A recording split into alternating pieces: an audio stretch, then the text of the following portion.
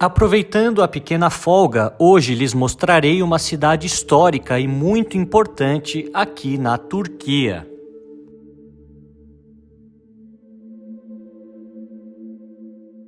E apesar da tragédia que assola a Turquia, e eu já mostrei para vocês neste canal como foi a cobertura do terremoto aqui no país, eu vim hoje fazer um passeio um pouco mais leve. Estou na histórica cidade de Tarsu, ou Tarsus, essa que é tão importante no período helenístico, período romano, importante para o cristianismo. Estou aqui na frente do portão de Cleópatra, afinal, a Cleópatra tem uma história importante também com essa cidade. Vou mostrar tudo que eu consegui aqui para vocês, então aproveite esse dia cheio de história aqui no interior da Turquia.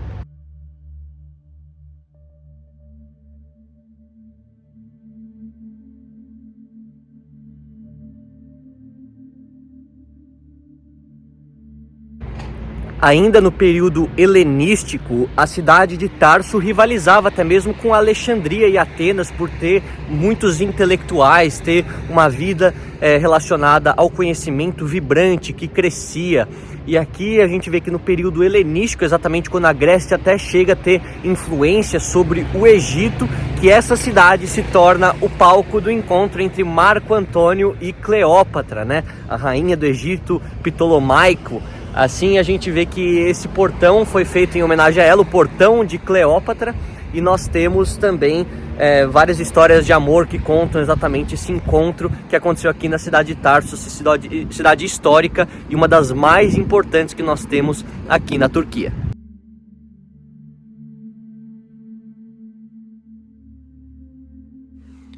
Hoje, os monumentos históricos são cercados por uma arquitetura bem moderna e tipicamente turca, com lojas, restaurantes e escritórios.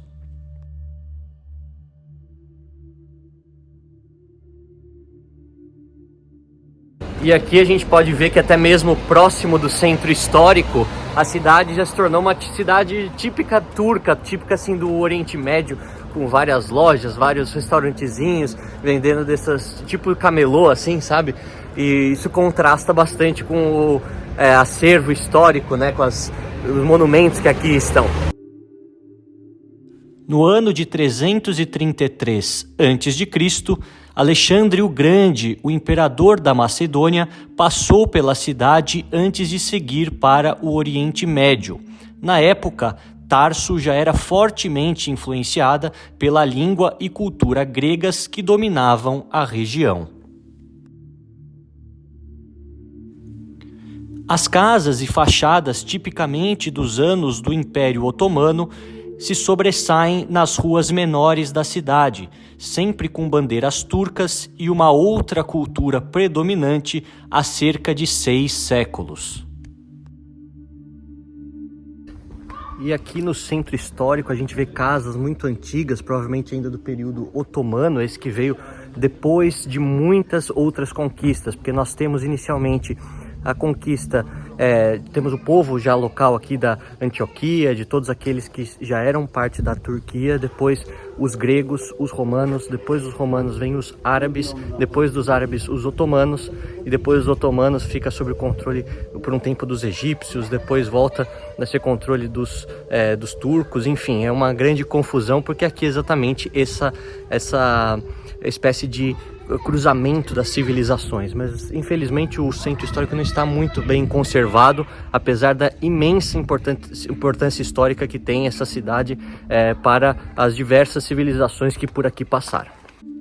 A cidade tem seu charme e mesmo com essa importância histórica imensa, não costuma receber muitos turistas. Aqui vemos o Poço de São Paulo, considerado por alguns como o poço que pertencia a Saulo de Tarso, o famoso apóstolo Paulo, que aqui nasceu em 5 depois de Cristo, quando a cidade ainda pertencia aos romanos.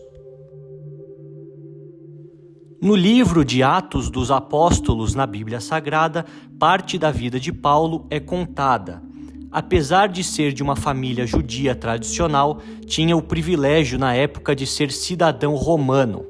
Falava aramaico, conhecido também como hebraico, e grego, a língua predominante nesta região. estudou em Jerusalém e por muito tempo foi um dos mais rígidos perseguidores de cristãos. Sua conversão se deu no caminho que fazia até Damasco, por volta de 4 a 7 anos após a crucificação de Jesus. Sua conversão é descrita como algo sobrenatural, milagroso e revelador. Depois dela, se torna um dos principais evangelizadores na época do cristianismo primitivo, passando por inúmeras cidades que hoje compõem países como Israel, Líbano, Síria, Turquia, Grécia, Chipre, Malta e Itália. Suas cartas às primeiras igrejas, também conhecidas como as Epístolas de Paulo, são uma das bases do Novo Testamento e da Bíblia para as mais diversas variantes do cristianismo no mundo. Paulo morre por volta do ano 64 d.C., em Roma, ainda sob o governo do imperador Nero. Segundo fontes históricas variadas, Paulo teria sido decapitado durante a época de perseguição neroniana. Seu legado para o cristianismo se tornou então incontestável, sendo essencial para o estabelecimento dos rituais e tradições cristãs católicas romanas e também das tradições das igrejas ortodoxas, o que mais tarde também seria a base para as diversas igrejas protestantes no resto do mundo. Muitos o consideram uma das figuras mais influentes do cristianismo após Jesus Cristo.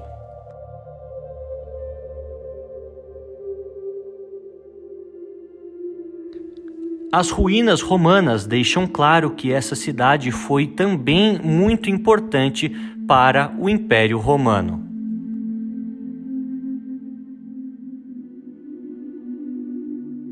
Aproveite essas lindas imagens, esse vídeo cheio de informações históricas para comentar tudo aquilo que você gostaria de ver no canal. Também aproveite e se inscreva nesta comunidade de tantos viajantes pelo mundo.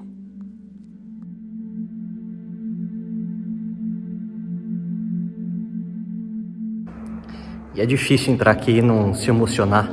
Apesar de ser uma igreja simples e, historicamente, não sabemos ainda onde exatamente o ponto que nasceu Paulo, o apóstolo, Saulo de Tarso, antes mesmo da sua conversão, o fato dele ser dessa cidade e ter sido uma das figuras mais importantes do cristianismo, talvez a mais importante depois de Jesus Cristo, na minha opinião, a gente vê que realmente uma pequena cidade, mas na época uma grande capital do império que fazia parte, trouxe um cidadão que mudaria a história das religiões do mundo. E no caso de uma pessoa que é cristã, uma pessoa que é cristã católica, tem um significado especial estar num lugar como esse, sozinho, realmente um lugar incrível.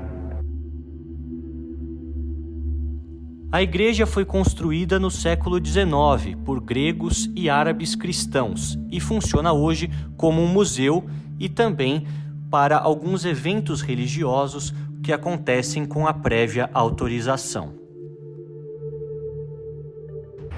E eu que sempre falo das religiões do mundo para vocês, das diferentes culturas, acho que é importante mencionar também um pouco da minha própria história e perspectiva relacionada ao assunto. Eu acho que as religiões devem ser algo pessoal, a sua fé é algo pessoal, não deve ser imposta a sua verdade a ninguém. Mas mesmo assim sou uma pessoa bastante devota, que tem bastante fé, né? Eu nasci numa família tradicionalmente italiana, portuguesa, no interior de São Paulo, nasci católico, me batizei católico e fiquei até assim por volta dos 4 anos e meio, 5 anos de idade, quando parte da minha família se converteu aos evangélicos, aqueles mais pentecostais, assim podemos dizer, que temos no Brasil. E por lá fiquei alguns anos, tive experiências boas, experiências ruins, mas quando me mudei para a Alemanha em 2015, eu não me identificava mais completamente com a instituição. Obviamente que me identificava com Jesus Cristo, seus ensinamentos bíblicos e tudo aquilo que nós vemos na história do cristianismo, mas a instituição em si, como certos pastores, como certas pessoas atuavam dentro da igreja, para mim, na minha experiência pessoal, não foi algo que me trazia felicidade ou identificação. Obviamente que não estou criticando, cada um siga a sua fé, e tem casos muito bonitos de muitos trabalhos e muitos exemplos positivos também dentro dos evangélicos. De maneira alguma estou criticando a religião, apenas a minha experiência pessoal, e portanto aos poucos eu fui fazendo meu caminho de volta ao catolicismo, num processo que a gente chama de reversão, não de conversão, porque eu não mudei a minha fé, mas voltei para uma que já tinha originalmente nascido com ela. Então,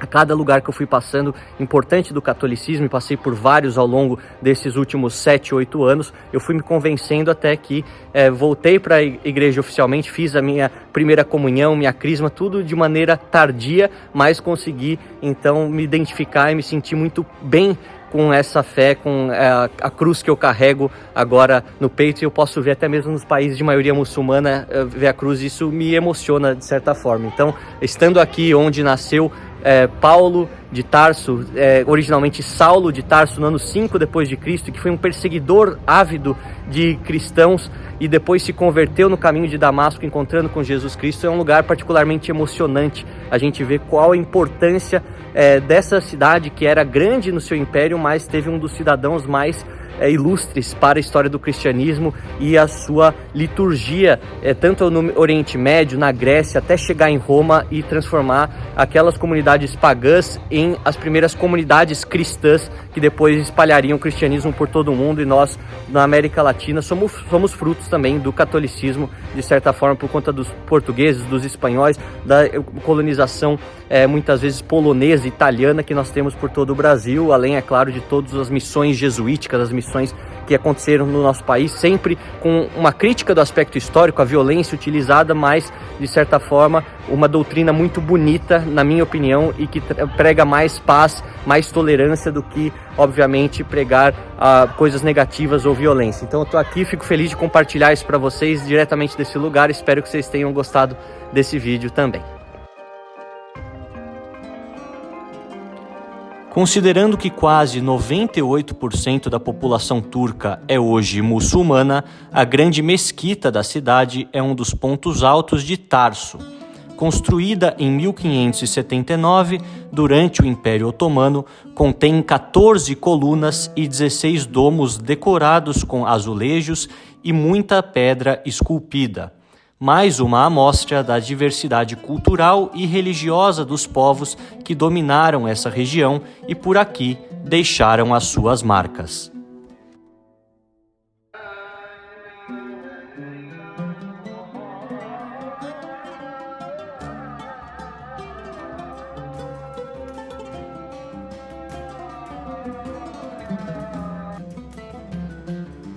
O bazar colorido nos confirma mais uma vez a alma turca dessa cidade, e com poucas pessoas dá para ser aproveitado com ainda mais calma. Na rua, muitos homens jogam diversos jogos de tabuleiro e tomam café e o famoso chai, algo típico de muitos países desde os Balcãs até o Oriente Médio. Na estação, a foto clássica do pai da nação, Mustafa Kemal Atatürk, e uma viagem tranquila de volta à cidade de Adana. Adana foi minha base enquanto fazia cobertura jornalística do terremoto de 2023, e não poderia deixar de ver as belezas dessa cidade também.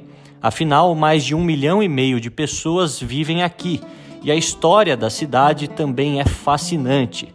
Adana vem crescendo muito como um centro regional importante e tem pontes antigas, parques muito bem cuidados e a segunda maior mesquita da Turquia, a Sabancı Central Mosque, concluída em 1998, com 6 minaretas chegando aos 99 metros de altura.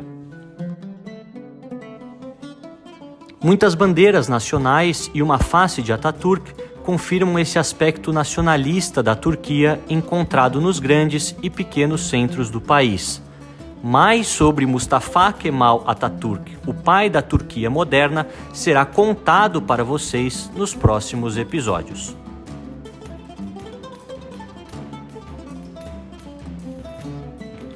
Por dentro, a beleza dos detalhes fascinam com muitas tapeçarias, azulejos e lustres nessa mesquita que pode receber cerca de 28 mil fiéis. Feita em um estilo neo-otomano, é com certeza uma das maiores mesquitas que já visitei após mais de 20 países de maioria muçulmana conhecidos por mim. E hoje eu também vim visitar aqui a grande mesquita de Adana. Ela tem um outro nome, mas é consideravelmente a maior da cidade. Ela é mais nova. Ontem o taxista estava falando que ela foi construída, acho que por um grande milionário aqui da Turquia. Mas é impressionante, parece aquelas coisas de filme, assim, porque é aquelas mesquitas altas, não é aquelas mesquitas largas, né? É muito interessante. Eu gostei de mostrar para vocês. Sempre esses detalhes são fascinantes, uma arquitetura incrível. Adana é uma cidade bem tranquila, limpa e arejada e que sofreu uma destruição consideravelmente menor que suas cidades vizinhas após os terremotos de 2023. Fora do circuito turístico tradicional, pode ser uma cidade interessante para você colocar na sua lista de destinos aqui na Turquia. Nos próximos vídeos, lhes mostrarei mais da Turquia e suas fascinantes cidades na porção asiática do país. Não percam!